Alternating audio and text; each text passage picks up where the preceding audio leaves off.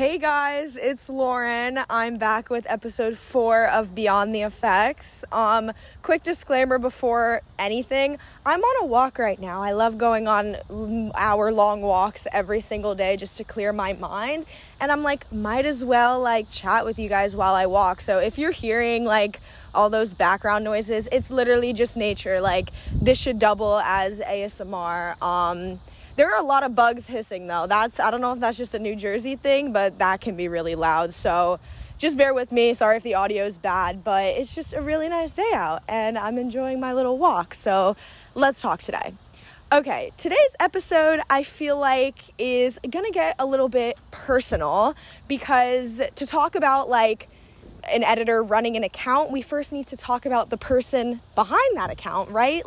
You exist as someone separately in real life away from your online persona. And I think what inspired kind of this topic of episode today is that I've seen a lot of TikToks from editors recently kind of being like, why can't all editors become influencers? Why don't we just start editing each other and then we all just become influencers by default? And everyone was like, oh wait, that's kind of what happened with Lauren. I don't see why it wouldn't work with other people. And I completely agree. If we all just make a pact to start editing each other, maybe we'll all become A-list celebrities at some point. But what really resonated with me was when I read the comments. A lot of people in the comments were like, yeah, but I would never do a face reveal. I'm too insecure to do a face reveal. I don't want people seeing what I look like, maybe one day. And I just really, really wanted to talk about this because this is something I have been through, obviously, before creating my YouTube channel for many, many years. I feel like that was the foundation and basis of a lot of my growing up, kind of feeling insecure. And I think part of that directly contributed to becoming an editor. But at the end of the day, it also contributed to me creating my YouTube channel and actually showing my face and gaining the confidence to kind of show my personality and my face online. So it was kind of a very long series of events that led me to where I am now, but I kind of resonated with what a lot of editors were saying about feeling insecure and not feeling confident enough to kind of mesh your online editing persona with who you are in real life. So today I just wanted to talk kind of about the personal aspect of owning an editing account, perhaps fueled by insecurity, perhaps not, but I'm just going to be talking about my personal experience and hopefully maybe it'll resonate with some of y'all. So let's start from the very, very beginning. My first experience ever owning an account online. This was when I was in 2nd or 3rd grade, and I actually had a YouTube channel dedicated to Monster High doll reviews, Monster High doll skits, basically just playing with my dolls, but I was behind the camera. I never showed my face, and that at the time was more so just because I was young and my parents probably didn't want me to show my face, so I really had no desire to show my face. I was really just showing dolls online with no intention of becoming an influencer. I mean, influencers weren't even a thing when I was doing this, so...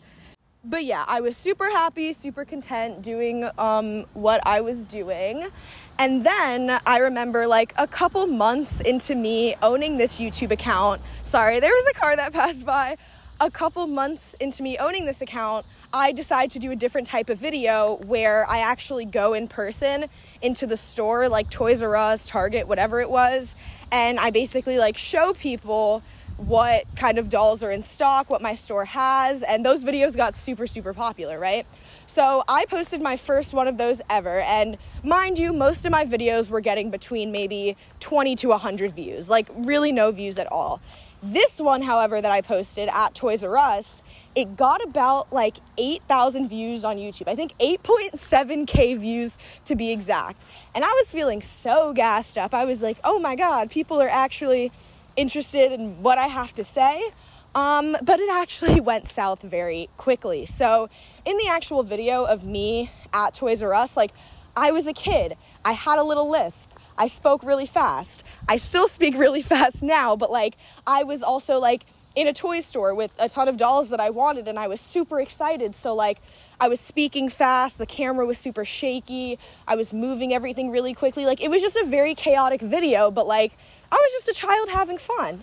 The comments, however, were my first kind of dip into the waters of like how horrible the internet can be.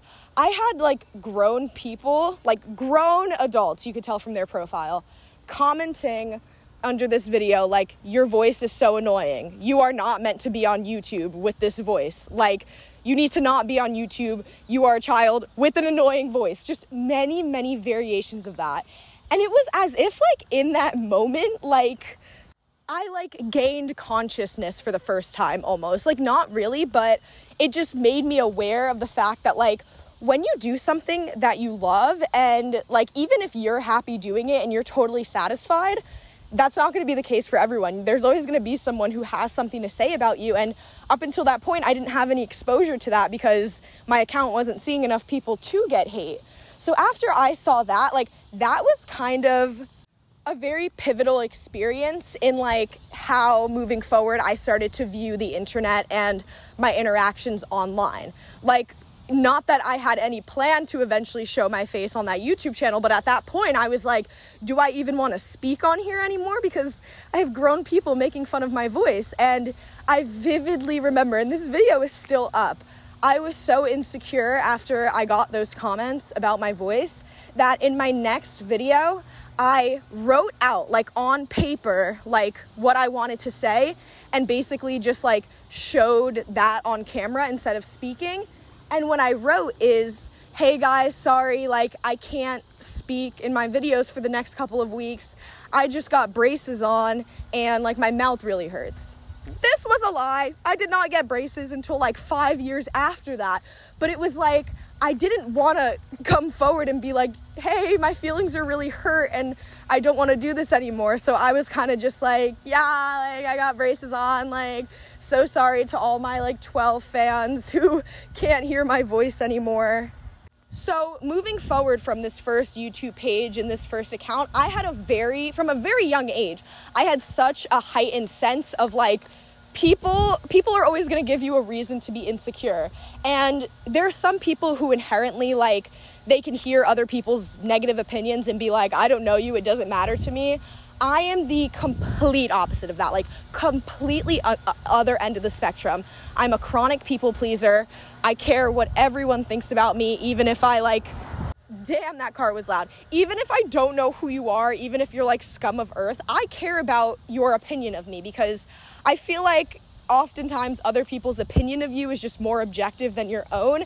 And I don't want to have this false sense that I'm like a good or cool person when no one thinks the same. So I really always have to be in the know of what other people are thinking about me. And unfortunately, sometimes I take that way too seriously, especially when it's coming from people who should not have valid opinions in my life, like these random adults online making fun of a little kid in a toy store. So I carried this mentality basically until I was like 17 years old. After that Monster High account, I had 1,000,001 fan accounts. I had Dance Moms, I had Divergent, One Direction, like everything in between. And on none of these accounts was it even like a thought in my mind to show my face or to do a face reveal or like post videos of me talking, right? And so this was like the same mentality that I retained in going into making my Riverdale editing account in 2017. Like before then, I had been on Stan Twitter. I'd shown my face on Stan Twitter, but like in terms of being in the editing community and like doing a face reveal, posting pictures of myself, like that did not start from the get-go when I had my Riverdale editing account. I was still very much like, oh my God, the internet is so mean and like I'm terrified. So now that we've gotten to this point in the story, we should probably talk about what makes like owning an editing account really attractive to someone who's super insecure. And I'm not trying to make a generalization and say like everyone who has an editing account is insecure or like you made an editing account because you're insecure. I'm just talking about my own personal experience that perhaps some of you could resonate with. So in making an edit account, like think about it as if like you are making an account dedicated to like honoring other people. That's really what it is. you're spending hours and hours finding clips and videos of whoever it is, whatever show you're watching, and just by editing them and like spending all that time, you are kind of putting them on a pedestal. You see them in a certain light that makes you want to get creative and produce a beautiful piece of work dedicated to that person or that show. So that's kind of what I thought going into all of my fan accounts, and more specifically for Riverdale. I was like, oh my God, like Lily Reinhart is so pretty. Cole Sprouse is so hot. They have such a cute relationship on and off the show that I will never achieve in real life. It's basically kind of just like everything I desired, everything I wanted to be, everything that my life lacked, or at least I thought that I lacked, I found in not only watching this show, but editing these people and being a fan of these people and being very closely like up to date on all of their pursuits, what conventions they're going to, what interviews they're doing. And I was so invested in something that wasn't myself because at the time I didn't think that I was a person who was like worthy of investing that time and energy into. Like, do you get what I mean? Like, instead of investing time and energy into like improving myself, focusing on myself, going out with friends, gaining new life experiences, I traded that for spending hours alone in my room editing Riverdale, Fridays after school, reading Riverdale fanfiction, keeping up with this entire cast. Like, you get what I mean. And for me, at least, that stemmed directly from just not feeling good enough, like, kind of in general, and feeling really insecure. Because when you're insecure, like, you don't want to direct any praise to yourself. You can never pat yourself on the back. Oh my God, is that wind getting crazy or is it just me? Basically, when you're insecure, it's hard to give yourself credit for anything, and it's hard to see yourself in a positive light, or at least like in the way that other people probably see you, like your friends, your family.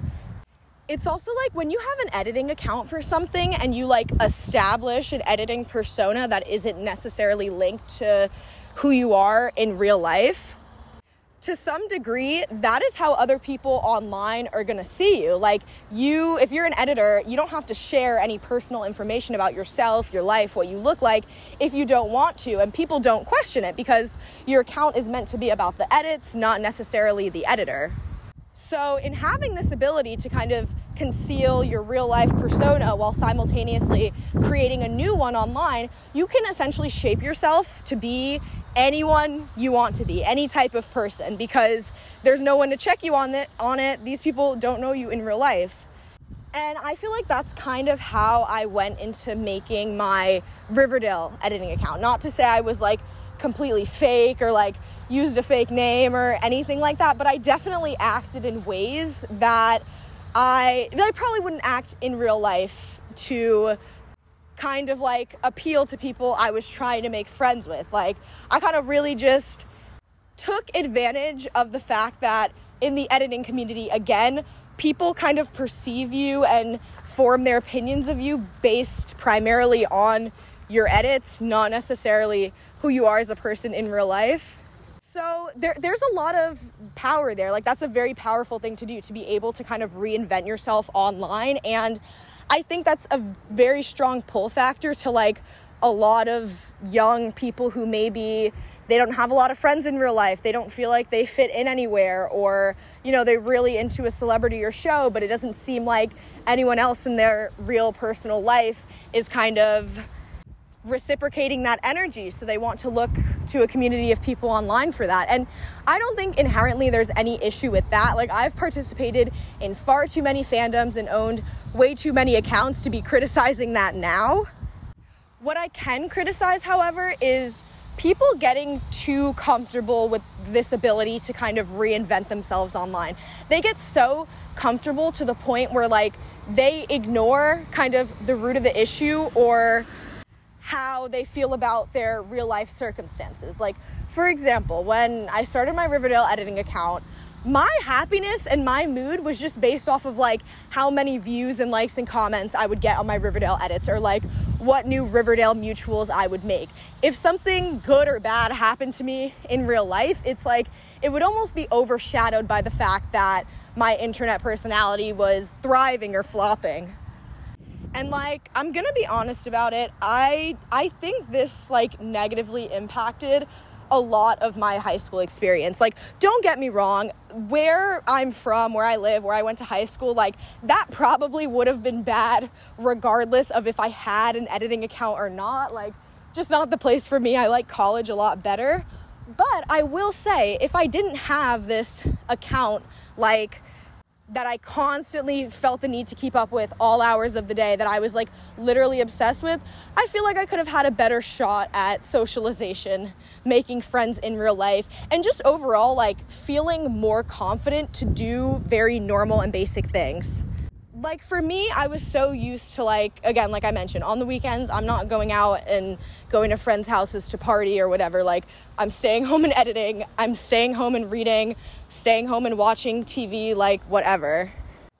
So by the time, like, I was actually, let's say, like, invited to a party or invited to go out, it was so unnatural and uncomfortable for me. Like, I felt like I didn't belong, even though, like, this feeling was more so in my head than anything. Like, I'm sure the people I was around were like, oh, she's cool, she's having fun, she's funny, whatever. But in my head, I was like that loser who had dedicated all of her time to something online and like didn't allow herself to develop a real personality outside of that. So it's like honestly the ultimate double-edged sword, because if I could go back in time, would I like not have created my Riverdale editing account?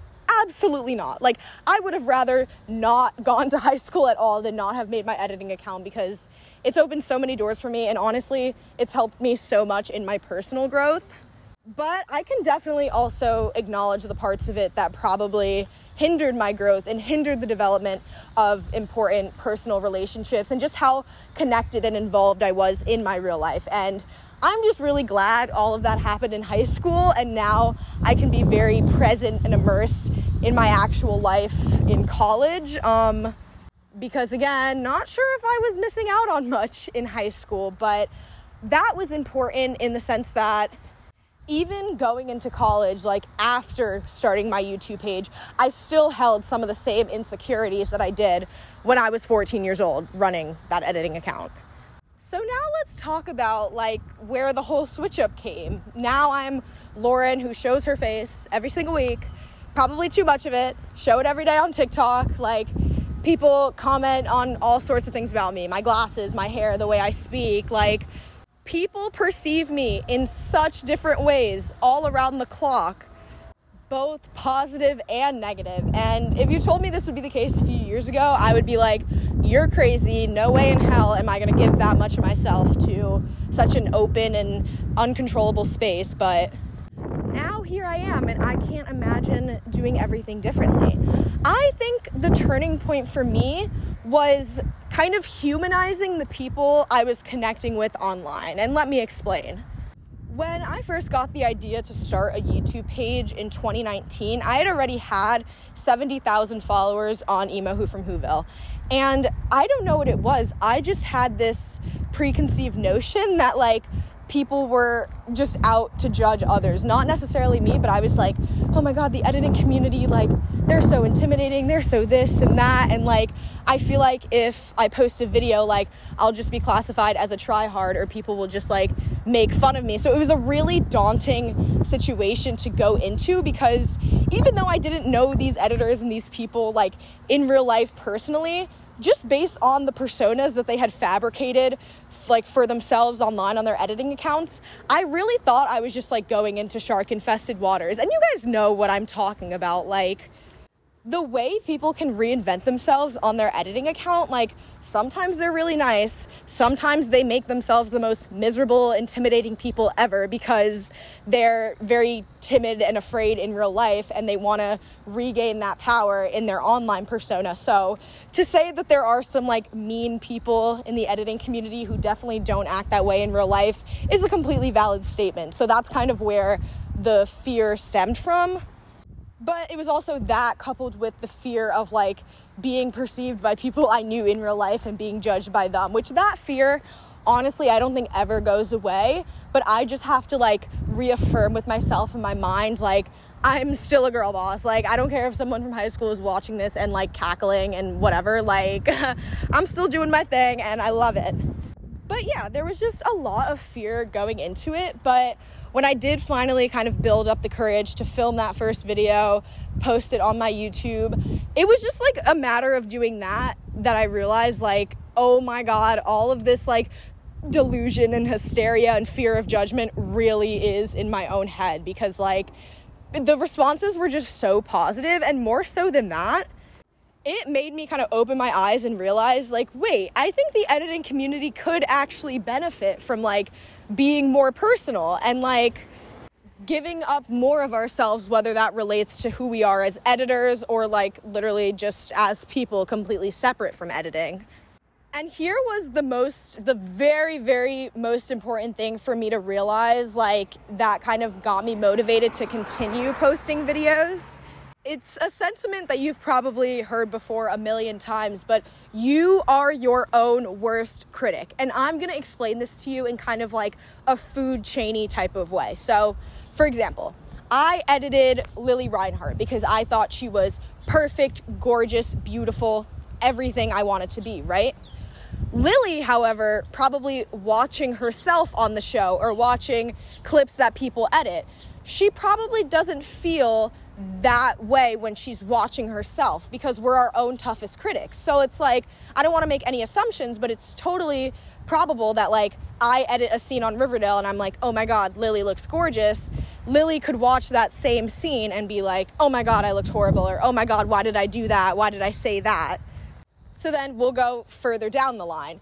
I post a YouTube video, someone watches it, and perhaps they are a very kind individual and they're like, oh my God, Lauren is so great. She's pretty and she's funny and she's this and that and all of that stuff. I watch my own video back and think, can someone put tape over her mouth because she is so annoying and so unfunny and like lacks just a minimum amount of charisma.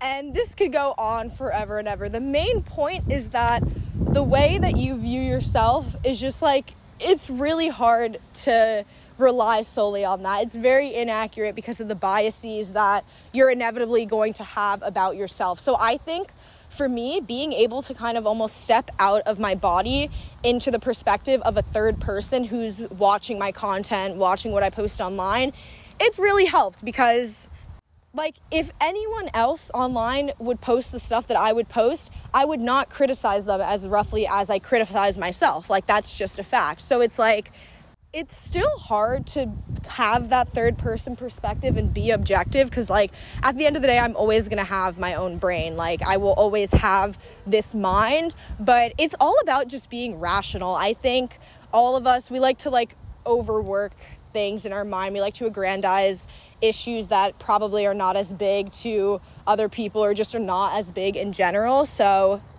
the trick is not like, oh, stop caring what other people think. Like, that's not a foolproof method. And anyone who tells you that is just like an unnaturally confident person. It's not good advice to someone who is inherently like very anxious or insecure.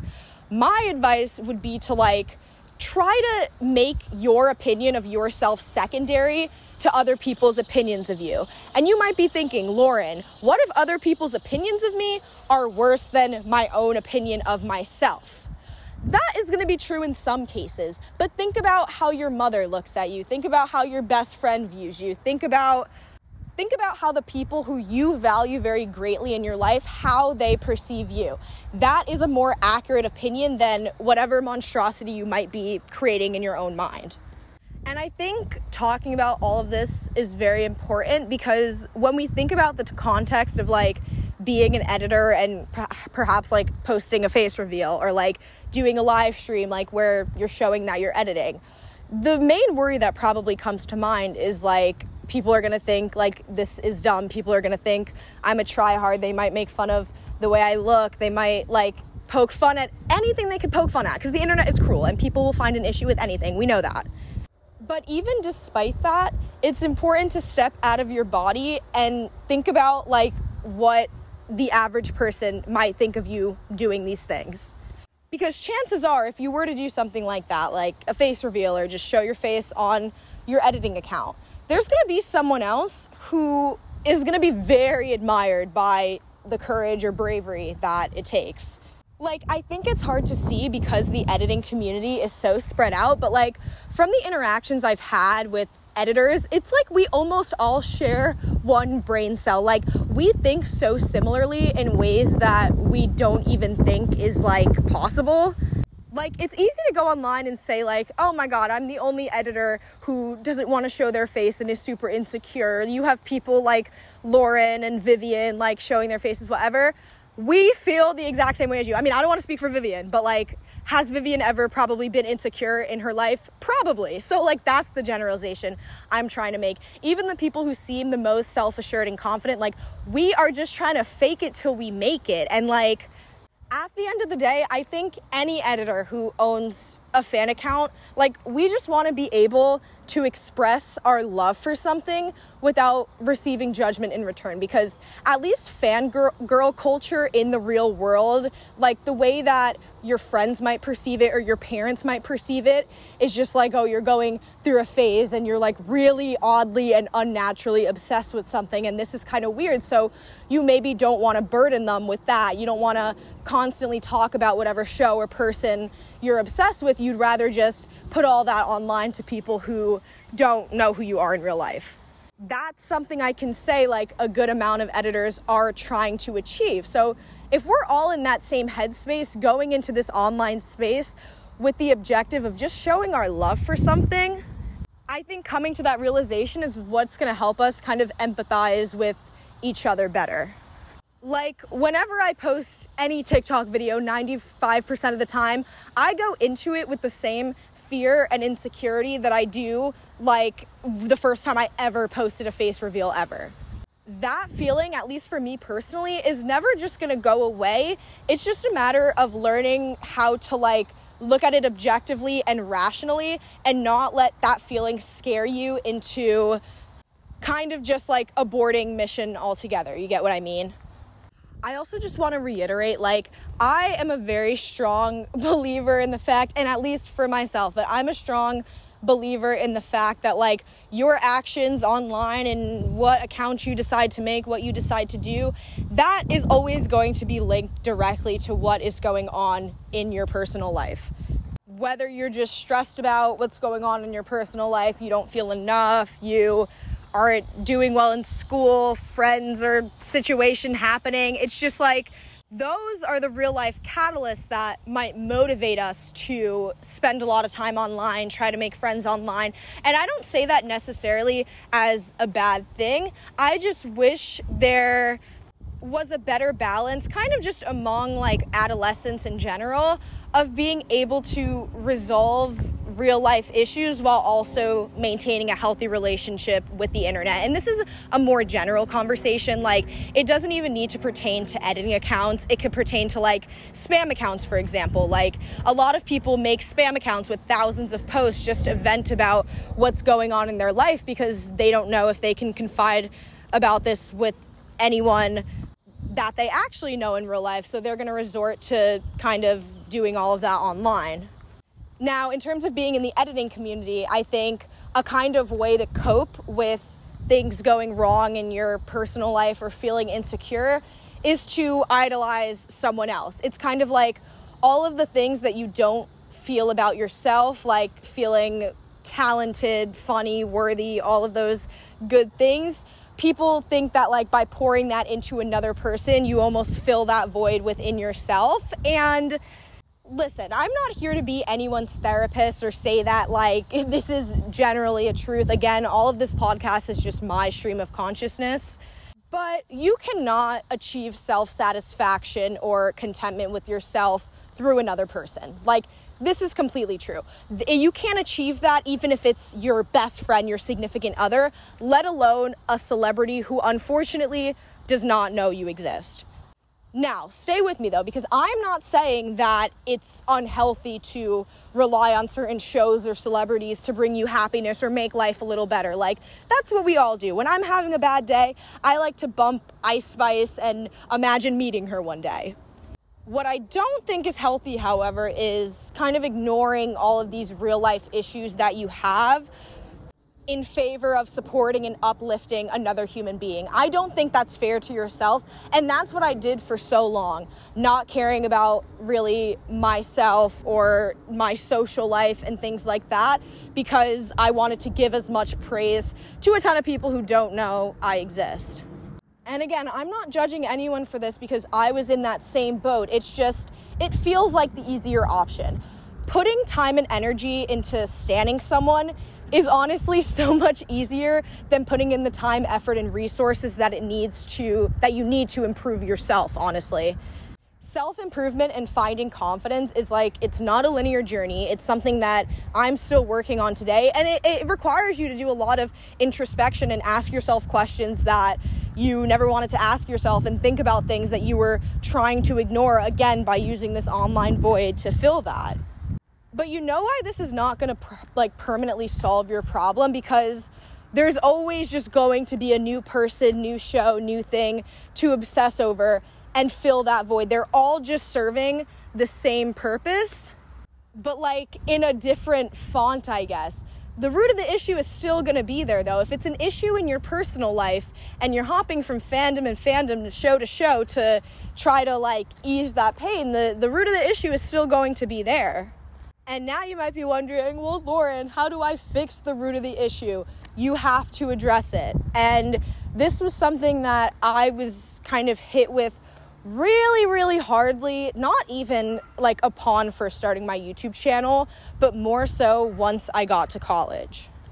When I first started my YouTube channel, I think people were just excited to see kind of a type of editor who also doubled as a personality or an influencer of sorts. I think that was just so new and fresh that I really dodged a lot of hate and criticism. So I really would say for the first 2 years, up until I kind of went to go to college, it was very easy to be really confident, actually confident, or just fake confidence on YouTube. That wasn't something I was constantly battling with. I wasn't worried about how I looked. I wasn't worried about putting on makeup for a video or the things I did, the way I sounded in my videos. It's actually kind of strange too, because you would think that I would go into the channel with that worry. I think my first video, I was really scared and insecure, but then past that, I kind of felt fine about posting, and it was really fun and easy for me. And for some reason, it was my transition into college that kind of turned me into the most neurotic person ever. Sophomore year was a little bit better, but freshman year, I just wasn't my best self, just because that was just me ridiculing myself to a T. Being in such a new environment and meeting so many new people with such different life experiences from mine and hearing what they've done with their lives, it gave me a very, very strong sense of insecurity about myself and my life. And this kind of caused me to rethink everything I've ever done and everything I've ever posted. I remember freshman year, I would go back and watch my old YouTube videos and be why am I even a YouTuber? Why am I even doing this in the first place? I'm the ugliest, most uncharismatic person, literally ever, despite, the thousands and thousands, hundreds of thousands actually, comments, views, likes that say otherwise of people actually enjoying my stuff. But I just had this weird thing where I was everything I've done in my life up until this point is just weird, and it's all for naught. And so that was kind of a big contributor to my 2022, I will say, 2022 hiatus, because it's I couldn't even breathe. I couldn't even move a shoulder without finding an issue with it. Everything that I did was wrong. But at this point in my life, I had developed kind of the emotional intelligence where I wouldn't allow myself to kind of avoid the issue or ease the pain with owning another editing account or owning another fan account. At this point in my life, the only, if I'm not crying and wallowing and I have some free time, I need to be doing homework. I need to be in class. So it's it's not as easy as when you're a teenager and you're angsty and sad, and it's okay, might as well just hop on Instagram and make an account and start posting edits and make friends. At this point in my life, I was just at such a crossroads, because I was also I've been on YouTube for over 2 years completely fine, not not any indication that I hate myself or like I hate the content I'm producing. So it was like I had already a ton of subscribers like waiting for my next post, already like knowing what I'm capable of, knowing the stuff I've produced in the past and how entertaining and fun it was. But I would look at that and be like, who is that person? Like, that person is not me, and I don't know how to be that person again, you know? And the turning point this time around is really not all too different from the turning point when I first started my channel. I get in my head. Like, that is one thing about me. I've said it a million times, but I get really, really in my head. So the most important thing was to, again, step out of my body and look at myself from a third person perspective. And you guys help me a lot with that. Like, just the stuff you guys comment, saying how my videos help you, or I'm like your comfort creator, or like when people comment like I just got back from work or the longest day of school and I'm so excited to just like lay down, eat a meal and watch you. Like, that is my favorite thing ever to hear, because that's what a creator should be. That is really all I'm here to do. Just make someone's life a little bit happier, a little bit better, easier, make someone's day better. Because, I mean, I used to always watch YouTube growing up, of course, and that's what my favorite creators did for me. So to be that person for other people, so many other people, is just the most insane thing ever. And to let go of something like that, or to not understand the importance of something like that, just because I'm so insecure and in my own head, I almost felt like selfish for it, you know? Like, everyone's entitled to their insecurities, but like, if I let that consume like every single thought I have, every crevice of my brain, then I will be missing out on such a beautiful opportunity to continue helping people and motivating people to start their own edit accounts. My main thing now is just like, with the people who watch my videos and just like mainly people who are in the editing community, I see how young like some people are, and not even necessarily like young, but like relative to me, like middle school, high school age. Like, these are people who are just like they're going through their, what is it called? Is it the hero's journey, or is that just from Percy Jackson? Whatever, it's coming of age, right? Like people are really finding themselves like during this time in their life, and I just so badly like don't want anyone to go through what I went through as harshly as I did.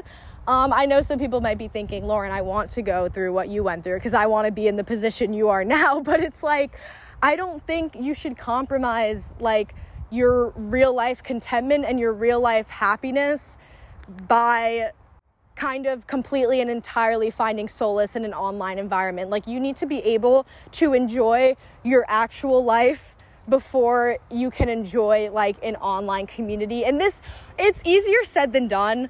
Like, there are so many situations where people, they may have bad home lives. They might just have unfortunate consequences that makes the internet, the editing community, whatever it is, the only place they can find comfort and happiness. And that, I'm all for that. Like, I really am all for that, because the editing community did bring me peace and happiness in so many ways, and I wouldn't trade it for the world. The thing I'm critiquing here is having a mindset of like, screw the real world, they're all gonna judge me, they're gonna do this and that, and like I'm not meant to be there, and then like kind of solely focusing on an online community. Because from my experience, if you don't work on yourself and like any real life issues you may have, being in the editing community, making edits, being a fan in any sense is almost just like a temporary void filler. Like, now that I'm at a point where I'm actually really happy with my life and, you know, I have good friends, a nice set routine for my day-to-day, I've loved the editing community and being a part of it more than any other time in my life, because I'm not using it as a replacement for happiness. I'm using it to supplement the happiness I already have in my actual life. And again, I don't want this episode to be like crazy deep. Like, I am not a therapist by any means. This is just my personal experience, but editing and like fan culture in general that operates around like not really showing yourself in real life, and more so tapping into like an online persona that, you know, people who know you online, they can't confirm or deny that.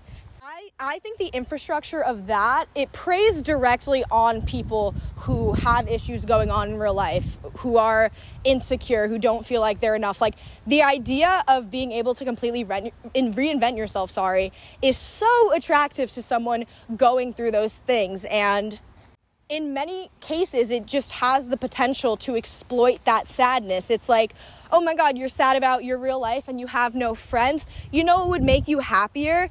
Dedicating your entire life to this person and spending a ton of money to buying all their songs and buying all their shirts and this and that.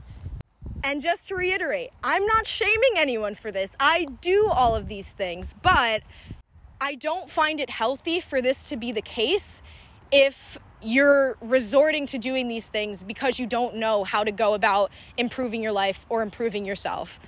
And I know I've already reiterated this like 1,000,001 times, but the reason I'm saying all of this with such a confidence, or like the reason I sound so matter-of-factly, is because it's basically like every single feeling I felt throughout my 20 years of life. Like, I learn now in the long run that it's literally impossible to avoid the issues that you have with yourself and who you are as a person by reinventing yourself or dedicating every single brain cell to something that is not yourself.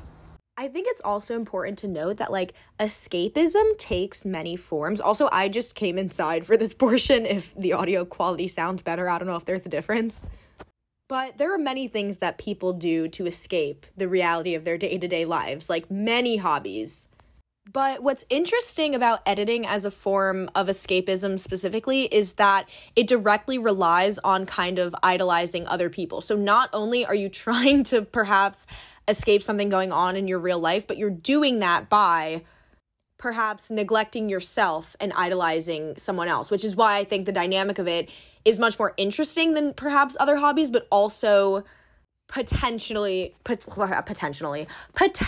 more dangerous and harmful, especially for people who are growing up, like people who are preteens, teenagers, that type of thing. And you have so much more control over the things you do online that kind of shape the way people perceive you than you do kind of in real life. Like, online, you have full control over everything that you post. In person, like, you could just be standing there and someone could stare at you and you can't do anything about that. You can just act accordingly, but you're still gonna kind of feel like oddly surveilled. And as it pertains to like the editing community, I don't think people have an issue with constantly being surveilled, like their edits constantly being surveilled. Like, when you put something online, your edit is up from the minute you post it to God knows when. Like, people can view it 24 hours of the day. You go to bed at night knowing that while you are sleeping and not awake, people can watch your edits and stalk your account, and whatever, how they perceive you, it's up to them. But again, you're kind of able to curate kind of an online persona that you're in full control over. You can share what you want and you can like actively conceal what you don't want to share. So I think when people post edits, they go into this kind of like, your account can be looked at any time and you're constantly being surveilled by people and perceived. Like, people find comfort in that idea because of the way that they have control over how their account is formed and shaped. Like, if anything, I want people to always be on my account looking at my edits. I always want people to like go and watch my old stuff, watch my new stuff. Like, I like getting comments and I like people looking at my edits. That's why I post edits, and I would assume that's kind of like the same situation for anyone that's posting edits. So it's like, it's one thing to be comfortable like having your editing account out there public. People can watch it and perceive your edits at any time of day at their own will. But at least for me, when it comes to something like YouTube, where it's videos of me speaking, or like TikTok in that same sense, like the fact that that is always out there 24/7 around the clock while I go to bed and people could be watching me and I have no awareness of that, that is a thought that's a little bit more unsettling because I'm giving up more of myself. And it's also like, I'm very much like not fake online. Like, I show who I really am, like the way I act, my sense of humor, all of that stuff. So the fact that that's being surveilled around the clock and the way people are perceiving that is a much more like accurate representation of who I really am, and it's much more intimate than someone who's watching my edits, for example, that's a lot scarier. Because when I go to bed at night and I'm like, okay, people are like, if someone's watching my edit, like that's a good thing, they'll probably like it. When I go to bed at night, though, thinking about people watching my YouTube videos, it's the most like daunting thought. It's like, what if I wake up to like an insane amount of criticism, or someone saying something about like the way I looked here or about my hair here? Like that causes me so much stress, as opposed to just like sharing an edit or a piece of like art.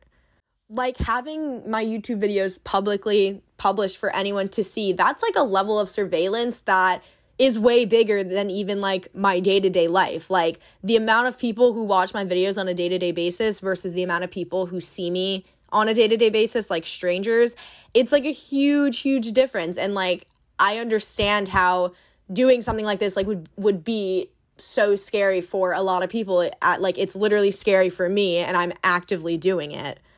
So I think the editing community is helpful in the sense that people can put themselves out there, like in a sense, and they can share their interests and their loves and their hobbies without having to deal with maybe the stress or anxiety that goes with fully putting yourself out there.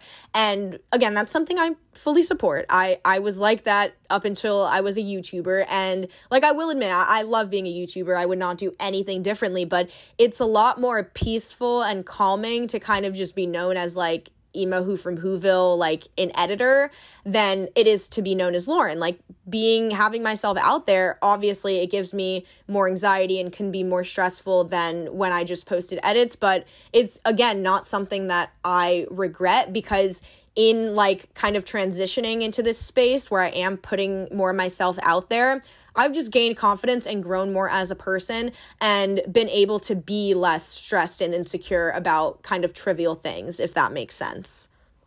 All right, guys, that is all for today's episode. I hope you guys enjoyed. I hope I didn't get too deep there.